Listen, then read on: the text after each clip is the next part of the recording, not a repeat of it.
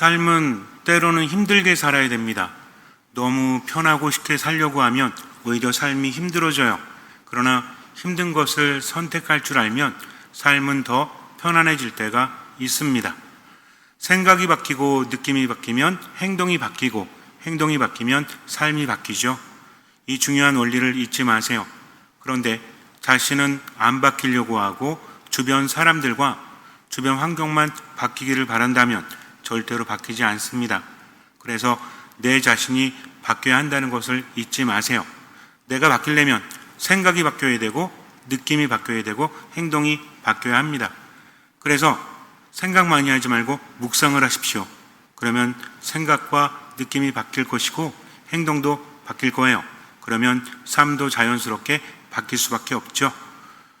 손자병법이라고 있죠. 굉장히 유명한 그런 고대 병서인데 우리가 살아가면서도 손자병법 이야기를 많이 하죠.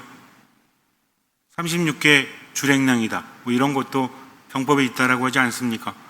단순히 전쟁뿐만이 아니라 삶 안에서도 적용되는 거죠. 전쟁에 있어서 가장 큰 성공이 뭔지 아십니까? 피를 흘리지 않고 이기는 것이 가장 큰 성공이라고 합니다. 아무리 이겨도 손해를 많이 보고 출혈이 많다면 그것은 진정한 승리라고 할 수 없다는 거죠. 그런데 손자병법 말고 오자병법이라고 있어요. 이것도 중국 고대에 굉장히 유명한 병법서입니다. 여기 보면 필사즉생, 행생즉사라고 나옵니다. 죽기를 각오하고 싸우면 살 것이요, 요행을 바라면 죽는다라는 말이죠. 그런데 이 말보다 우리는 조금 더 강한 말을 알고 있죠. 누가 하신 말씀? 이순신 장군이 하신 말씀. 그런데 이순신 장군은 스스로 그 말을 만들어낸 것이 아니라 중국 고대 병법서에 있는 것을 인용하신 거죠. 그러나 강화하십니다. 요행을 바라면 죽는다가 아니라 뭐라고 하죠? 필생즉사. 살려고 하면 죽을 거다. 그러니 어떻게 해라? 죽을 각오라고 싸워라. 이걸 언제 말했어요? 명량해정 전날인 정유년 9월 15일에 장수들을 모아놓고 이 말씀을 하셨다고 합니다. 이순신 장군은 절체절명의 순간에서 한 번도 지질 않았죠. 23번인가 전투를 했는데 한 번도 지지 않았다고 합니다. 정확한 숫자는 모르겠어요. 23번인지 22번인지 24번인지 모르겠는데 23번 같아. 왜? 제 기억에 23번이 남아있으니까. 틀릴 수도 있습니다. 중요한 건 아니에요. 근데 그럴 때마다 바로 이것을 외치면서 병사들에게, 장수들에게 죽으려고 해라. 그러면 살 거다. 라고 말씀하셨다는 거죠. 그렇다면 이순신 장군은 왜 이런 말을 했을까요? 본인이 깨닫지 않으면 말에 힘이 없죠. 본인이 살아오면서 그런 것들을 많이 겪었기 때문입니다. 사람의 경험이라는 것은 지식을 더 강화하지 않습니까? 아는 것만으로는 세상이 바뀌지 않죠. 아는 것에 경험이 더해질 때 그 안에서 지혜가 생깁니다. 농사도 그렇죠. 농사법이라는 게 있죠. 저마다 다르지 않습니까? 교과서에 실린 대로 농사지면 어떻게 돼요? 순간순간 상황을 파악하지 못하면 오히려 큰 화가 닥치기도 하죠. 회장님 맞죠? 상황마다 다른 것 같아요. 농사뿐만 아니라 공부도 그렇고 기술도 그렇고 여러 가지가 그렇습니다. 이것을 뭐라 그래요? 그만의 노하우라고 하잖아요. 노하우는 배워서 되는 것이 아니라 스스로 경험해야 된다는 거죠. 그 중에서 이구동성으로 하는 말이, 각계의 전문가들이 하는 말이 뭐냐면 죽어야 산다. 그러니 하고 싶은 것과 반대로 해라 라고 합니다. 그런데 인간은 절박한 순간에 본능적으로 살고자 합니다. 죽고자 하는 사람은 아무도 없죠. 그냥 살려고 하는 거예요. 목숨이 끊어지는 순간에 살려고 하는 것뿐만 아니라 삶의 전반에서 살려고 합니다. 그러나 살려고 하다가 오히려 죽는 경험을 많이 하죠. 등산을 할 때, 깊은 산을 등산을 할 때 원칙이라는 것이 있습니다. 뭐가 있냐면 길을 잃으면 내려가지 마라. 오히려 위로 올라가라. 그런데 밤이 점점 가까워질수록 어때요? 산에서의 밤은 급속도로 진행이 되지 않습니까? 해가 기울기 시작하면 금세 껌껌해지죠. 근데 길을 잃었어요. 그럼 어떻게 합니까? 길을 찾기 위해서 아래로 내려간다는 거죠. 근데 그러다가 길을 잃으면 아주 난감해지죠. 그럴 때는 산등성으로 올라가야 됩니다. 왜 올라갈까요? 올라가서 내려다보는 거죠. 아, 저쪽에 마을이 있구나, 길이 있구나. 그런데 그 순간에 올라간다는 것은 역행하는 거지 않습니까? 분명히 밤이 되니까 빨리 내려가야 되는데 오히려 올라가야 살 것이다. 이것을 누가 알죠? 초보자들은 몰라요. 누가 알죠? 전문가들이 압니다. 왜? 그들은 경험을 통해서 알고 있기 때문이죠. 우리도 마찬가지입니다. 삶에 있어서 이런 경우들이 참 많죠. 전문가가 아니라도 그래요. 운동을 할 때도 마찬가지죠. 처음에 운동을 하면 근육이 아프죠? 그럼 하고 싶어요? 안 하고 싶어요? 안 하고 싶죠. 어떤 분들은 맨날 시작만 하죠. 팔다리 후들후들거리는데 아프니까 내일 해야 되겠어. 그리고 또 그 다음날은 또 내일 해야 되겠어. 안 하니까 늘 전문용어로 뭐라 그래요? 그 모양 그 꼴이죠. 그런데 아플 때 어떻게 됩니까? 억지로 더 해야 합니다. 그래야만 근육량이 는다는 거죠. 여러분들 근육이 왜 생기는지 아세요? 근육은요, 스스로가 얘 봐라, 얘는 지 근육보다 더 큰 일을 하네 하면 근육이 강화되는 겁니다. 못 살게 굴어야만 근육이 발달한다는 거죠. 그러니까 맨날 뛰는 사람들은 근육이 어떻게 될까요? 굵어질까요? 얇아질까요? 굵어져요? 이거 봐요. 안 해보니까 모르지. 오래 달리는 사람은 근육이 굵어질 수 없죠. 얇아집니다. 근데 단거리를 달리는 사람은 굵어질 수 있겠죠. 몸이 거기에 맞게 변형이 되는 겁니다.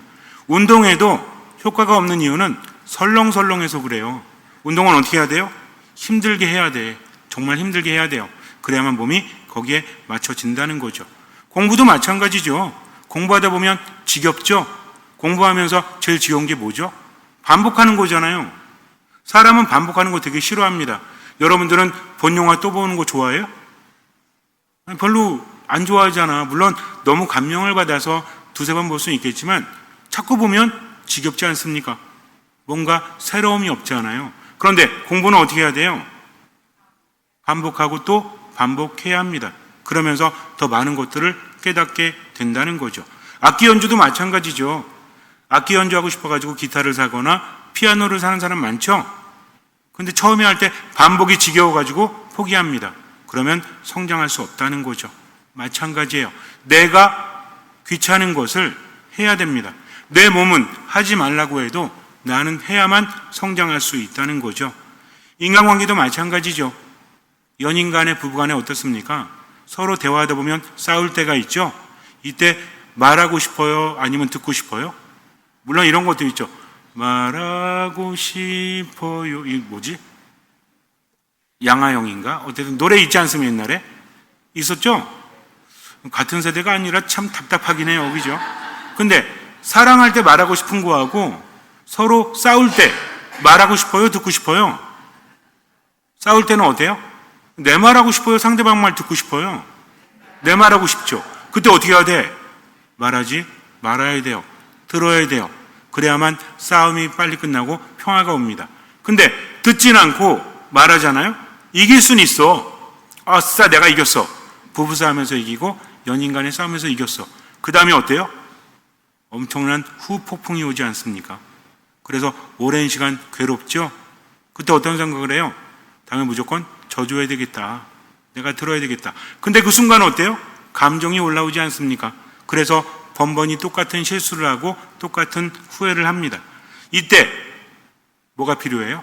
듣는 마음이 필요한 거예요. 하느님께만 듣는 마음이 필요한 게 아니라 사람들 간에도 마찬가지입니다. 너무 답답해도 그냥 들으세요. 그러면 그 사람의 에너지가 밖으로 나오죠? 뭔가 풀리지 않습니까? 그때서 내 말을 찬찬히 하면 돼요. 왜? 서로 감정이 상했을 때는 말의 내용이 전달되는 게 아니라 뭐가 전달된다? 감정이 전달된다는 거죠. 분노라는 감정은 참 괴롭습니다. 스스로도 괴롭지만 상대방도 힘들게 하는 거죠. 그래서 이해하지 못해도 사랑하는 사람과 불편한 어떤 대화를 나눈다면 어떻게 해라? 말하지 말고 들어라. 그러면 오히려 깊은 평화가 올 수 있다는 거죠. 이 또한 마찬가지죠. 내가 하고 싶은 것을 내려놓는 것, 이것이 바로 죽음이에요. 죽고자 하니까 삽니다. 그렇다면 우리 한 가지를 알 수 있죠.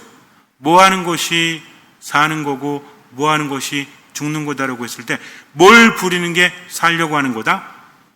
고집을 부리려고 하는 게 살려고 하는 거다. 그런데 고집을 내놓는 것이 죽으려고 하는 거다. 그러면 결과는 바뀐다는 거죠. 고집은 뭐가 있습니까? 저는 말을 잘 안 하는데도 왜 삶이 힘들죠? 말을 하는 고집이 황소 고집이라면 듣지 않는 고집은 뭐예요? 고래 심줄이죠. 말하지 않아도 변하지 않아. 너는 말해. 듣고 있는데 어때? 하 참나 뭐해? 이렇게 상대방을 말을 들어주는 게 아니라 공감해 주는 게 아니라 표정으로 말하고 있잖아. 그러면서 뭘 부려요? 고집을 부리니 문제가 되지 않습니까? 우리는요 생긴 대로 살아야 돼요. 하느님께서는 세상을 사는 우리들에게 많은 것을 이미 주셨습니다. 하느님께 많은 것들을 바라지만 그분이 주신 것을 충분히 활용해도 삶은 나아질 수 있다는 거죠. 그 중에서도 마음보다 정신보다 쉽게 알 수 있는 게 몸이잖아요. 그렇지 않습니까? 제가 늘 말씀드리지만 몸을 경시하시면 안 돼요. 몸은 망가지는데 내버려두면 안 됩니다. 몸이 아프면 어떻게 해야 돼? 빨리 병원 가서 치료를 받아야죠. 저도 이 말을 자격은 없어요. 잘 안 가니까. 그래도 잘 가야 될 것 같은데 어쨌든. 근데 인간의 몸을 보면 하느님께서 어떻게 설계하셨는지 기가 막힌 것을 알게 됩니다. 하느님은 이미 우리 몸에 많은 것을 주셨기 때문이죠. 그런데 몸이 원하는 대로 살아가는 것을 중단해야 될 때가 있어요. 그러면 큰 효과가 있다고 합니다. 예전에 많이 유행했던 간헐적 단식, 이게 뭐죠? 14시간 이상을 굶으면, 12시간이다 13시간이다 말이 있는데 제가 조사해 본 결과로는 14시간이 제일 많더라고요. 그런 과정이 있대요. 14시간 이상을 굶으면 몸은 오래된 세포, 이것들이 죽잖아요. 그런 세포들을 잡아 먹는데요. 새로운 세포가. 근데 이 과정이 굉장히 고통스럽죠. 그러면서 새로운 세포가 만들어지고 건강해진다고 합니다. 우리 몸에 오래된 세포, 기능을 발휘하지 못하고 죽은 세포들이 이때 사라지는 거죠. 즉 죽은 세포를 양분으로 삼아서 몸이 건강해지는 거죠. 근데 이거 조심해야 됩니다. 건강하지 않은 사람이 이렇게 했다가 어떻게 돼요? 큰일 나죠. 간헐적 단식 좋다고 해가지고 맨날 에다가 몸 버린 사람도 있어요. 그러니까 우리 몸이라는 것은 상대적인 거죠.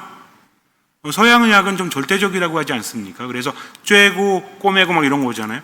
동양의학은 어때? 어렵잖아요. 어떤 사람에겐 좋지만 어떤 사람에게 안 좋죠.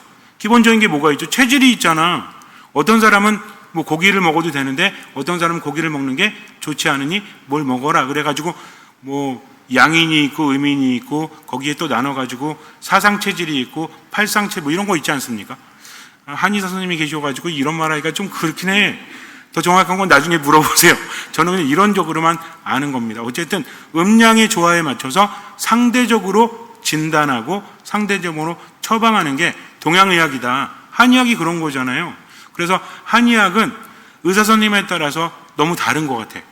어떤 분은 잘 고치고 어떤 분은 잘 못 고치고 이런 게 있지 않습니까?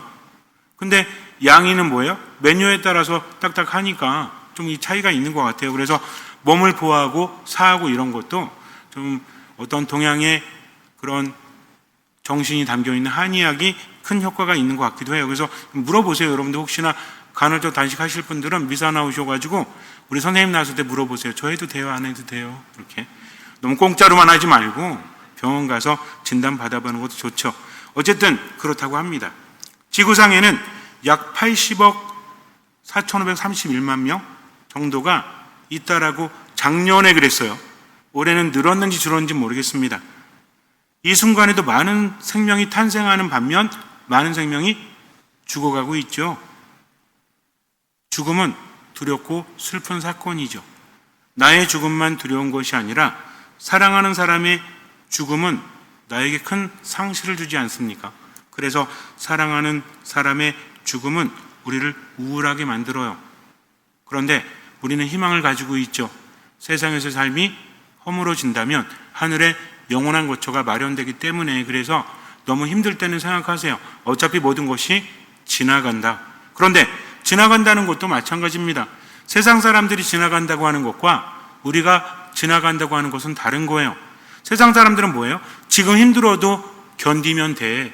지금 좋다고 너무 좋아하지 마. 이런 거잖아요. 근데 우리는 뭡니까? 모든 것이 지나가도 하느님 안에는 영원히 머물 수 있으니 그분께 모든 것을 맡긴다. 어쨌든 우리 몸 안에서도 끊임없이 삶과 죽음이 일어나고 있다는 겁니다. 우주라는 것은 그렇잖아요. 우리 몸이 소우주라고 하죠. 그래서 전 세계적으로도 수많은 탄생과 죽음이 있다면 우리 몸 안에서도 지금 그게 일어나고 있다는 거죠. 그것도 1초에 380번 동안 삶과 죽음이 일어나고 있다고 합니다. 어디에서? 우리의 몸 안에서. 우리 몸 안에는 10조에서 60조에 해당하는 세포가 있대요. 너무 간격이 크지 않습니까? 10조면 10조고 60조면 60조지? 뭔 얘기야? 잘 모른다는 얘기죠. 그죠? 근데 어쨌든 가장 최근의 보고인 2016년이 가장 최근의 보고래요. 이스라엘의 아이즈만 연구소에 따르면 약 30조 안팎의 세포가 있다. 그러니까 뭐야? 10조도 아니고 60조도 아니고 30조래요. 우리는 어떻게 알면 돼요? 무지 많다라고 하시면 됩니다. 그런데 그 세포들 중에서 지구의 인구수를 훨씬 뛰어넘는 약 3,300억 개의 세포가 하루에 죽음을 맞이한다고 합니다. 대단하지 않습니까? 우리 몸 안에서 그것이 일어나고 있다는 거죠. 근데 이 죽음에는 스스로 죽는 것이 있는가 하면 타살되는 것도 있대요. 타살이 네크로시스라고 합니다. 그리고 스스로 죽는 것은 아포프토시스라고 그래요. 말이 어렵지만 그냥 여러분들 어떻게 하시면 돼요? 그냥 스스로 죽는 게 있고 타의적으로 죽는 게 있다라고 하시면 돼요. 두 가지 어렵지 않죠? 네크로시스는 뭡니까? 세포가 손상되어서 어쩔 수 없이 죽음에 이르는 과정이에요. 근데 이게 좀 달라요. 세포가 죽는 게 두 가지 양상이 있는데 여러분들이 전문적으로 외울 필요는 없습니다. 하지만 어떻게 죽는지 그 과정을 좀 이해하는 게 필요해요. 네크로시스는 손상되어졌기 때문에 죽을 수밖에 없는데 이 경우에 안팎의 엄청난 삼투압 차이에 의해서 급격하게 내부로 물이 유입됩니다.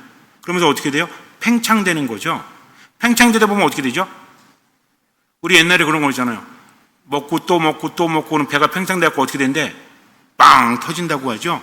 저 어릴 때 해봤더니 안 터지더라고요. 근데 어쨌든 타이에 의해서 죽는 거, 손상되었기 때문에 죽을 수밖에 없을 때는 팽창되다가 터져서 죽는다고 합니다. 반면에 아포프토시스는 자의적으로 죽음을 맞이하는 건데 감염되거나 손상을 받거나 수명을 다한 경우 세포 스스로가 죽음을 선택합니다. 근데 이때는 반대예요. 세포 타살은 뭐라고 그랬죠? 점점 팽창되다가 뻥 터져서 죽는다고 그랬죠. 근데 스스로 내가 손상됐구나, 이제 내 기능을 발휘하지 못하는구나 라고 했을 때는 반대예요. 뭔 얘기예요? 팽창되는 게 아니라 쪼그라드는 거죠. 그리고 작아지다가 세포 내의 DNA가 규칙적으로 절단된다라고 합니다. 근데 그때 주변에 식세포라고 있어. 먹는 애들이 있어. 얘네들이 기다리고 있다가 스스로 죽음을 맞이하잖아요. 그리고 잘게 쪼개지잖아요. 와서 먹어 이걸. 무섭죠? 하나도 안 무서운 것 같아요. 이렇게 죽음이 완결되면 먹고 나서 새로운 세포로 다시 태어난다라고 하죠. 그러면 왜 세포 스스로 자살을 선택하는 걸까요? 세포도요, 기본적으로 살려고 한다고 합니다. 근데 본인이 깨닫는 거죠. 내가 계속 살아있으면 어떻게 된다? 다른 세포들에게 악영향을 미친다. 그러니 어떻게 하자? 죽자. 내가 죽는 것이 더 유익하다라고 판단해서 죽는다고 합니다. 신기하지 않아요? 우리 몸 안에 아주 작은 세포도 그런 선택을 한다는 거죠. 근데 이렇게 스스로 죽음으로써 어떻게 합니까? 먹히는 거죠. 뭔지 아시겠어요? 손상된 세포는 점점 커져가지고 빵 터져서 죽지만 그것을 깨닫고 스스로 죽는 세포는 뭐예요? 점점 작아지다가 절단되어서 먹힌다는 겁니다. 뭔가 감이 오죠? 이 죽음이 거룩한 죽음, 이 죽음이 다른 사람을 살리는 죽음이라는 거죠. 근데 여기 문제가 있지. 죽기 싫은 거요. 나 안 죽을래. 나 훼손됐는데 그래도 살아야 되겠어. 방사선, 화학약품, 바이러스 등의 감염으로 유전자 변형이 일어난 경우에 죽어야 되는데 때를 놓친 거예요. 안 죽었어요. 그럼 어떻게 될까요? 암세포가 되는 거래요. 그래서 이때는 사람은 좀 비슷하지 않습니까? 여러분들 아귀라고 해서 아귀? 아귀가 뭐예요? 아귀. 아귀. 우리는 몰라도 돼. 사실은 불교 용어니까. 어쨌든 아귀는 굶어 죽은 귀신이죠. 근데 이 귀신은 어떻습니까? 목구멍이 조그맣잖아. 그리고 배는 크대요. 계속 먹는데도 이게 배가 안 차는 거지. 그러니까 늘 배고픈 거죠. 여러분들 그 스님들이 바루공양 하시죠? 바루공양이 뭐예요? 밥 먹고 다 이렇게 하고 또 먹고 막 설거지 하잖아요. 이렇게. 이거 왜 하는지 아세요? 여러 가지 이유가 있다고 하지만 밥그릇에 밥풀이 있잖아요. 이걸 버리면 아기가 못 먹는데요.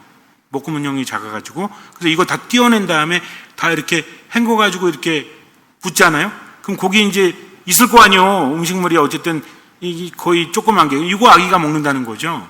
이게 바로 공양입니다. 근데 이거 모르셔도 되지. 뭔 알아야 돼? 가톨릭 교회는 알아야죠. 그죠? 그러니까 우리도 우리 몸처럼 어떻게 해야 돼? 죽고자 해야 살고, 살고자 하면 죽는다는 것을 알아야 돼요. 생활 전반에 있어서. 그러니까 우리가 본능대로 자기중심적이 되면 안 된다는 겁니다. 그러면 어떻게 죽어야 돼요? 죽는 것도 잘 죽어야 돼. 그냥 죽는다고 되는 것이 아니니까. 우리는 혼자서 판단하지 않습니다. 신앙 안에서 예수님의 말씀을 받아들이는 거죠. 그거는 뭐라고 하십니까? 자기 목숨을 구하려는 사람은 목숨을 잃을 것이요, 자기 목숨을 잃는 사람은 목숨을 구할 것이다. 필생즉사, 필사즉생. 똑같잖아요. 그죠? 근데 좀 내용은 다르죠. 이건 무엇입니까? 우리는 왜 신앙을 갖죠? 잘 살려고, 행복하려고, 마음의 평화를 얻으려고. 신앙생활 열심히 했더니 돈도 안 벌려. 신앙생활 열심히 했더니 몸도 아파. 신앙생활 열심히 했더니 되는 일이 없어. 그럼 여러분들 신앙생활 하시겠습니까? 왜 대답을 못 하세요? 그래도 해. 대단하신 분들이네. 근데 우리가 원래 바라는 건 그런 거 아니잖아요. 하느님 안에 있으면은 돈도 많이 벌고, 몸도 건강하고, 복도 많이 받고, 이런 거 아닙니까? 여러분들 복 받기 바라지 않으세요? 그렇지는 않잖아요. 내가 비록 복을 많이 못 받더라도 하느님 섬기겠다고 하시는 분도 있지만, 이왕이면 하느님의 복을 많이 받는 게 좋잖아요. 근데 예수님은 죽으라고 하십니다. 살려고 예수님께 왔는데 예수님은 죽으라고 하신다는 거죠. 그것은 과연 무엇일까요? 예수님의 말씀은 다각적으로 이해해야 되죠. 예수님은 우리에게 죽으라고 하셨지만 또 말씀하십니다.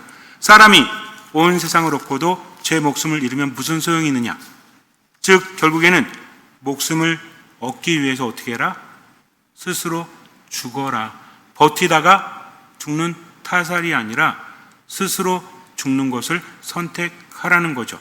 세포의 죽음과도 같습니다. 스스로 잘못된 것이 있다면 그것을 죽이는 거죠. 그것이 무엇입니까? 우리 분명히 알고 있죠. 내가 원하는 것이 나에게도 해롭고 다른 사람에게도 해로운 것이라면 어떻게 해야 돼요? 고집을 버려야 되는데 됩니까? 가족관계 안에서도 마찬가지죠. 내가 친절하게 말해야 되겠다. 사랑을 좀 해야 되겠다. 사랑하잖아요. 표현 좀 해야 되겠다. 라고 마음 먹죠. 근데 보는 순간 어때? 괜히 왜 그런지 모르겠는데 우라통이 터지고 답답해 죽겠고 짜증나고 좀 역설적이지 않습니까? 아이러니하지 않습니까? 사랑하려고 모였는데 안 사랑해. 근데 사랑하지 않아도 될 사람한테는 잘해줘. 그러니까 집에서 뭐라 그래요? 남들한테 하는 거 반만 집에서 해봐. 그 말 들으면 또 어때요? 알았어라고 하지 않고 내가 뭘! 이렇게 되잖아요. 근데 자신이 잘 알지 않습니까? 왜 안 되는 걸까요 도대체? 이럴 때 우리는 선택을 해야 됩니다. 사실은 복잡한 문제예요. 간단하게 말할 수 없죠. 하지만 중요한 것은 알고 있다면 어떻게 하면 돼요? 우리 가톨릭 신앙은 무엇입니까? 성찰하잖아요. 저녁 기도할 때 성찰하죠.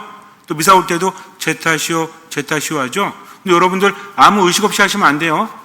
미사 때 제타시오 할 때 뭐 생각하셨어요? 가슴 두드리면서 저녁 안 먹었는데 배고프네. 끝나고 된장찌개 하나 먹을까? 이러면 안 돼. 가슴을 친다는 건 마음을 친다는 겁니다. 주님의 뜻대로 살지 못했구나. 우린 듣는 마음을 가지고 있잖아요. 주님께 사랑하라고 하셨죠? 사랑이 뭐죠? 다른 사람이 내게 해주기를 바라는 그대로 그에게 해줘야 되는데 내 중심으로 하지 못했구나. 그래서 고집을 부렸구나. 이것을 내려놔야 되겠다 하면서 뭐 하는 겁니까? 묵상하는 겁니다. 여기서 중요한 것은 목숨이라는 것은 두 가지가 있는데 나의 목숨이잖아요. 허와와 진화가 있어요. 허와는 거짓된 나예요. 진화는 뭐예요? 진짜 나. 그러면 하느님께서 만드신 나, 이게 진화예요. 하지만 세상을 살아가면서 어떻습니까? 하나님을 떠나서 고집 부리고 욕심 부리고 그러면서 뭐가 쌓이죠? 허화가 쌓이잖아요. 알아요? 몰라요? 내가 안다니까. 왜? 우리 안에는 그 시스템이 있죠. 이게 뭐예요? 어떤 게 허하고 어떤 게 진하고 이거 아는 시스템이 있죠. 이걸 뭐라고 부릅니까? 양심이라고 불러요. 사회에서 말하는 양심하고는 다릅니다. 하느님께서 계신 곳이죠. 어린아이는 순수하죠. 아직은 때가 묻지 않아서. 어른이 될수록 때가 묻습니다. 여러분들이 어린 시절에 가졌던 생각과 지금의 생각이 다르다는 것부터 묵상하셔야 돼요. 왜 욕심을 부릴까? 왜 나중심으로 말할까? 왜 듣지를 못할까? 그러면서 뭘 발견합니까? 고집을 발견하죠. 그럼 어떻게 해야 돼요? 이 고집을 내려놔야 합니다. 그래야만 하느님 안에 온전히 머물 수 있고 진짜 살 수 있기 때문이죠. 버텨서는 안 돼요. 죽어야 돼요. 근데 인간의 본성은 살려고 하니까 문제라는 거죠. 주님께서 말씀하십니다. 나와 복음 때문에 목숨을 잃는 사람은 목숨을 구할 것이다. 누구 때문에? 예수님 때문에. 또 뭐 때문에? 복음 때문에. 말씀 때문에 나를 내려놓는 사람. 비록 힘들어도 그렇게 하는 사람은 어때요? 그러면 주님께로부터 진정한 생명을 얻을 수 있다는 거죠. 그렇게 해야 됩니다. 그래서 우리는 뭘 지죠? 예수님 뭐라고 하셨어요? 나를 따르려는 사람은 자기 자신을 버리고, 여기서 자기 자신을 버린다는 건 뭘 버린다? 허화를 버린다. 그게 뭐다? 내 고집이요, 내 아집이요, 이미 내가 알고 있는 것들, 이런 것들을 내려놔야 한다는 거죠. 그리고 뭘 져요? 십자가를 져야 한다는 겁니다. 그래야만 내가 살 수 있기 때문에. 근데 이게 쉬우니까 쉬워요? 어렵죠. 어려우니까 어떻게 하는 거예요? 주님께 맡기는 거죠. 근데 사실은요, 우리가 생각만 잘해도요, 바뀔 수 있다니까. 내가 고집 부리니까 자꾸만 문제가 생기는구나. 이거 안 되겠네. 하면서 자꾸 묵상하잖아요. 그럼 생각이 바뀝니다. 생각이 바뀌면 뭐가 바뀌어요? 생각이 바뀌면 느낌도 바뀐다니까. 이게 인지치료예요. 우리가 정신적으로, 심리적으로 힘들어가지고 우울증에 걸리거나 또는 뭐 어떤 불안장애 있거나 공황장애 있거나 이럴 때 네 생각은 잘못됐어. 그러니까 바꿔 하면서 계속 뭔가 이렇게 체계적으로 하는 거 있죠. 이게 인지치료라고 합니다. 우리는 인지치료 받지 않아도 신앙 안에서 많은 것들을 묵상하는 거죠. 이게 잘못됐구나. 자꾸 묵상하는 겁니다. 그러면서 스스로 바뀔 수 있다는 거죠. 어쨌든 중요한 건 뭐다? 내가 이렇게 버티면 아무것도 변하지 않고 나도 죽고 다른 사람도 죽는다. 그러니 어떻게 해야 되겠다? 죽어야 되겠어 이렇게 하는 거예요. 근데 우리 이미 그걸 선택했죠. 언제? 세례 때. 세례는 뭡니까? 세례는 죽는 거예요. 또 세례는 사는 겁니다. 우리는 물로 세례를 받았죠. 물은 정화와 죽음을 의미합니다. 지금은 머리에 물을 3번 붓잖아요. 세례는 원래는 침수를 해야 돼요. 침수가 뭐죠? 물속에 완전히 빠졌다가 나왔다가. 예전에 요르단강에 갔을 때 신자들과 함께 세례 예식을 재현을 합니다. 세례 갱신식 뭐 이런 거 있잖아요. 혼인 갱신식처럼. 어떻게 하냐면 물속에 들어가야 되는데 어떻게 하는지 아세요? 물에 앞으로 들어가는 게 아니라 뒤로 들어가는 거예요. 코 막고 있어야 돼 이렇게. 그러면은 제가 이제 딱 잡은 다음에 훅 넣습니다. 물속에. 그리고 꼬르륵 이렇게. 물론 오래 하진 않아요. 근데 이렇게 빼잖아요. 근데 한 3초 그렇게 하는데 나온 분들 얘기 들어보면 뭐랬는지 아세요? 1분 있었던 것 같아. 왜? 물속에 들어가니까 어때? 이 몸의 자세도 중요하잖아요. 앞으로 들어간 게 아니라 머리부터 들어갔잖아, 뒤에. 그러니까 어떻게 되겠어? 코 막고 있는데 물속에서 이렇게 했으니 겁이 나요, 안 나요? 겁이 나죠. 그러니까 시간이 엄청 안 건 거죠. 그때 뭘 느낍니까? 죽음의 공포를 느끼죠. 그리고 꺼냈잖아요. 이게 뭐예요? 죽었다가 살아났다. 뭡니까? 누가 죽은 거예요? 그러니까 어떤 나? 제가 계속 말했잖아, 아까. 허화가 죽었다. 거짓 나. 이제는 새로 나온 나는 뭐다? 진하다. 진하는 뭐예요? 지나가 버린 이런 거예요. 세대가 정말 안 맞는구나. 어쨌든 지나는 하느님께서 만드신 나, 그러니까 하느님 안에 머무는 나, 그렇게 살라는 겁니다. 그래서 예전엔 내 욕심대로 살았지만 이제는 누구의 말씀대로? 하느님의 말씀대로 어떤 마음으로? 듣는 마음으로 살아가는 겁니다. 아까도 말씀드렸지만 쉽지 않아요. 그래서 묵상하십시오. 고집 부리다가는 결국 죽는다. 그러니 살아야 되겠다. 하느님 안에 머물러야 되겠다. 자꾸 묵상하는 거죠. 그리고 우리는 혼자 하지 않죠. 예수님 뭐라고 하십니까? 너희는 나 없이는 아무것도 할 수 없다. 어떻게 하면 돼요? 맡기면 되는 거예요. 그러니까 얼마만큼만 하자? 할 수 있는 만큼만, 보이는 만큼만, 나머지는 맡기자. 부담 갖지 마세요. 하느님께서 함께 하시니까 정말 힘들 때는 기도하면 돼요. 그분께 맡기면 됩니다. 예수님께서는 나를 나보다 더 잘하시고 나를 나보다 더 사랑하십니다.